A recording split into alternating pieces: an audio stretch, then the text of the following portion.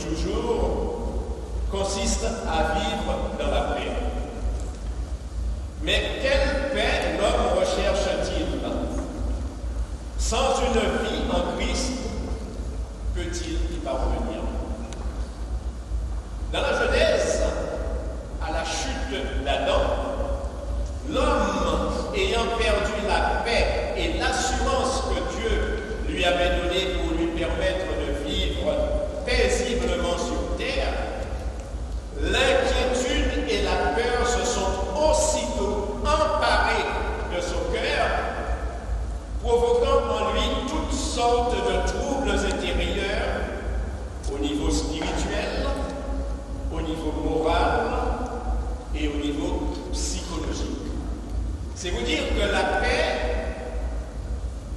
touche tous les domaines de notre vie. Mais Dieu, qui aime son peuple et qui veille sur lui, malgré sa désobéissance, est venu à son secours au temps voulu avec une promesse de restauration intérieure. Cette promesse inclut tous les bienfaits du salut divin, particulièrement la paix selon le projet de fidélité de Dieu tel qu'il est écrit dans le livre de Jérémie au chapitre 33 au verset 6. Écoutez. Voici, je lui donnerai la guérison et la santé. Je les guérirai et je leur ouvrirai une source abondante de paix et de fidélité. Mais pour accomplir cette promesse, frères et sœurs, il fallait bien que quelqu'un se désigne pour que nous ayons accès à cette source abondante de paix. Et Dieu dit dans Jérémie 33, 15, en ces jours-là et en ce temps-là, je ferai éclore à David un germe de justice. Mais qui donc est ce germe de justice, sinon Jésus, le fils de David, venu accomplir la volonté du Père? Il disait, me voici, je viens faire ta volonté. Au psaume 40, versets 8 à 9. Tandis que le prophète Isaïe, au chapitre 53, au verset 5, nous explique comment s'est réalisée la promesse. Mais il était blessé pour nos péchés, brisé par nos iniquités.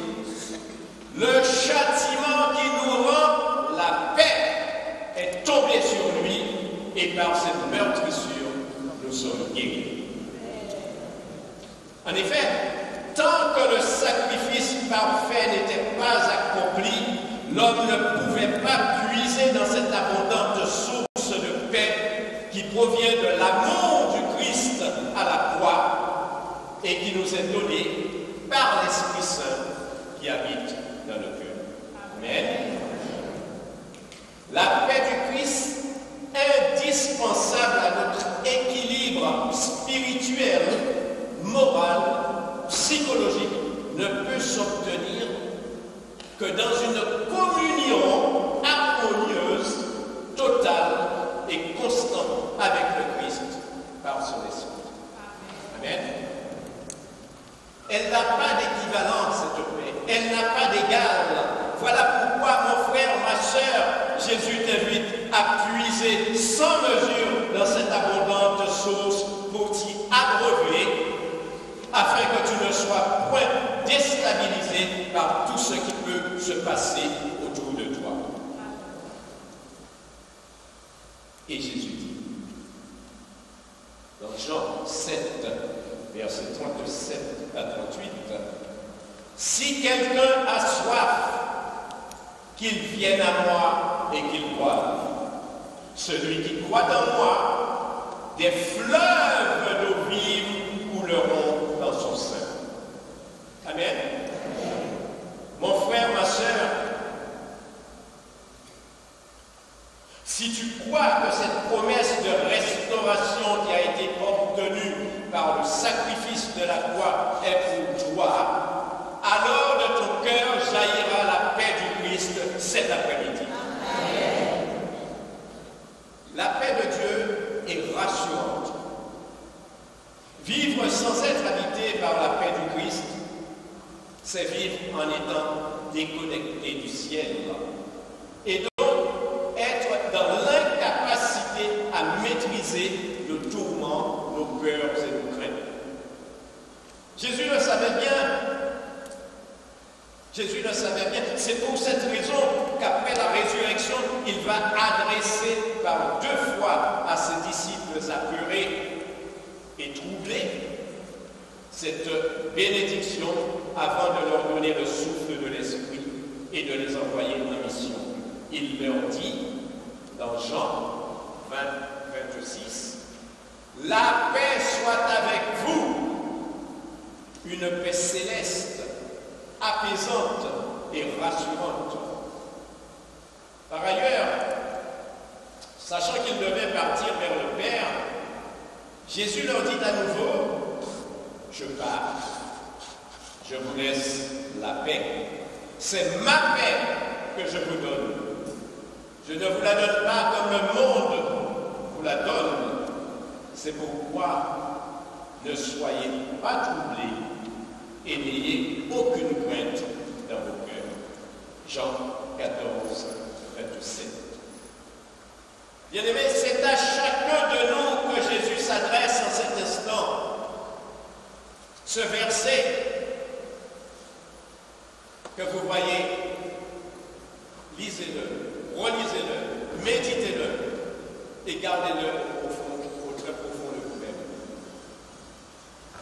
La paix du Christ, c'est à la fois une assurance, un gage de sécurité, de stabilité, de sérénité, de fiabilité qui nous rapproche de Dieu, puisque ce n'est qu'en lui que l'homme peut trouver l'équilibre véritable.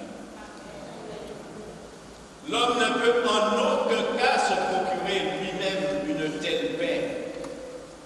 Jésus veut que ton cœur demeure en permanence dans sa paix pour te rendre inébranlable face aux agitations et aux troubles auxquels tu auras à faire face au quotidien. Amen. Jésus nous dit dans Jean 14, 1, que votre cœur ne se trouble point. croyez en Dieu et croyez en moi. Cela signifie, ne soyez ni tourmentés, ni inquiets, ne soyez ni désemparés, ni agités. C'est une paix stable et durable, basée sur la confiance et qui n'est en rien comparable à celle du monde, qui, elle, est basée sur des principes humains, souvent empreints d'hypocrisie, de jalousie, de haine et de violence. Je prendrai pour exemple la situation géopolitique actuelle. Vous voyez bien, frères et sœurs, ce qui se passe autour de nous.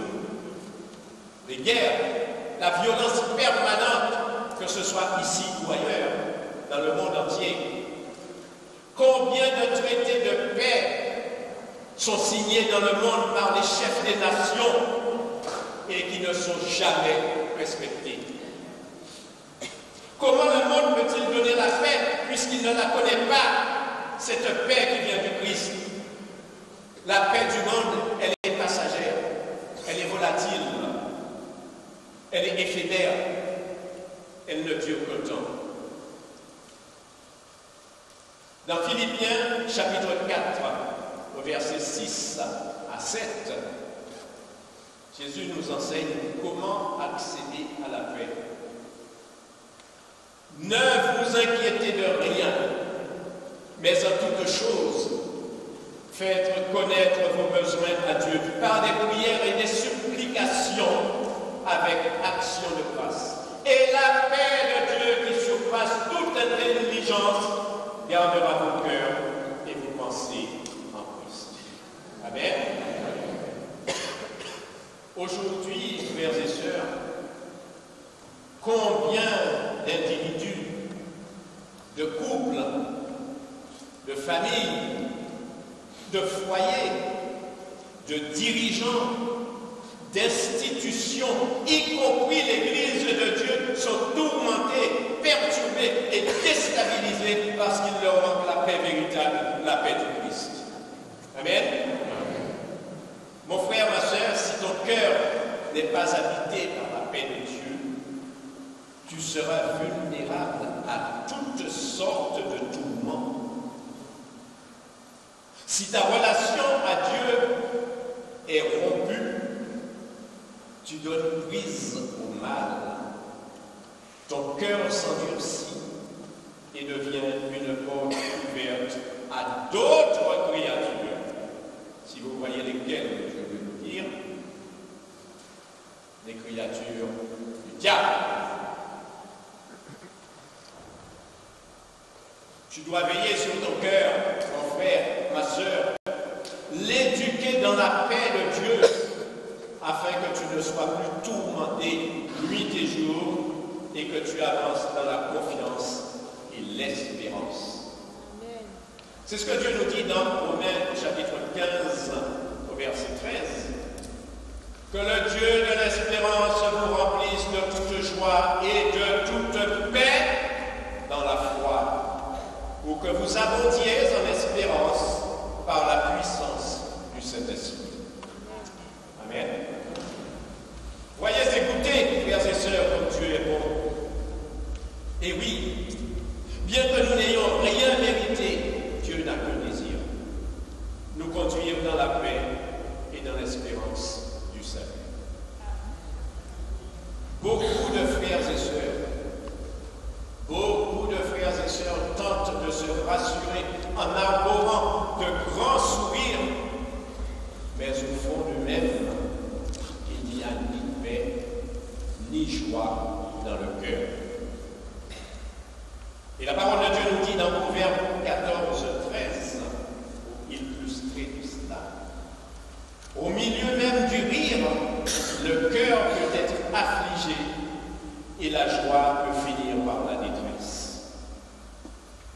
Mes frères et sœurs, cet après-midi, la bonne nouvelle, c'est que Jésus, le Prince de paix, prend soin de chacun de nous ici.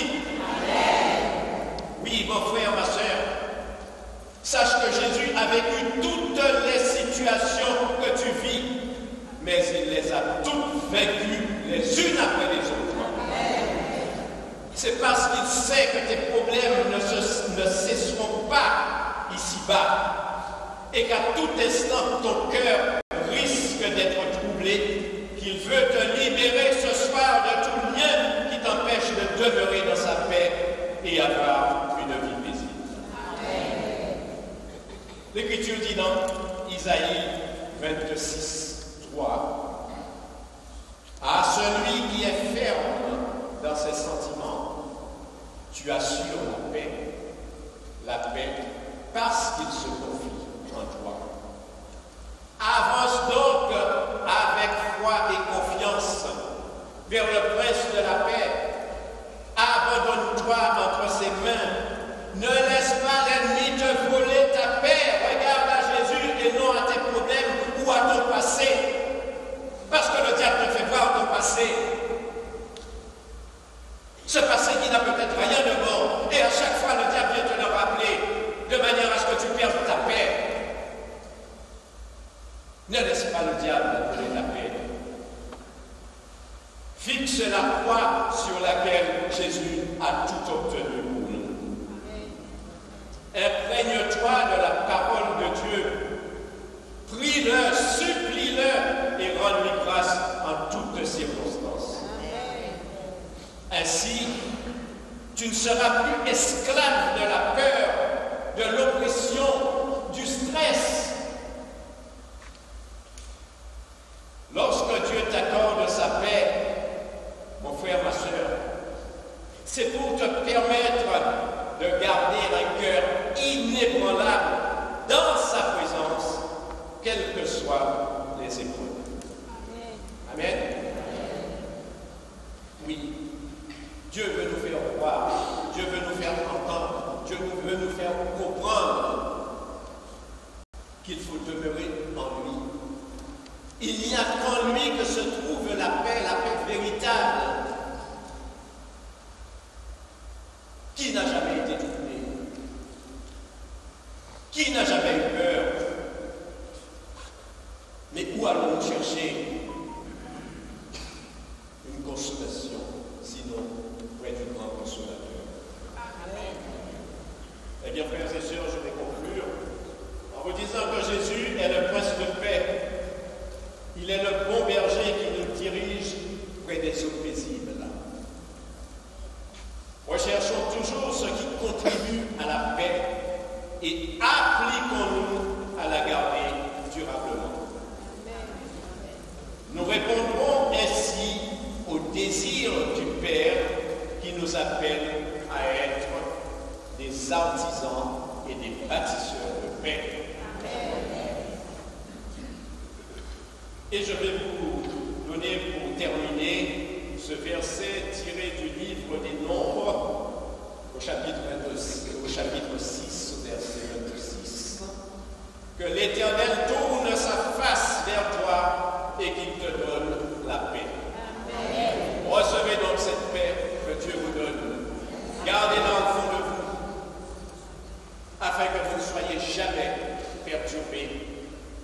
Et si vous l'êtes, vous ferez appel à Dieu, au Saint-Esprit, qui lui se chargera de faire disparaître tous ces tumultes et vous donner sa paix.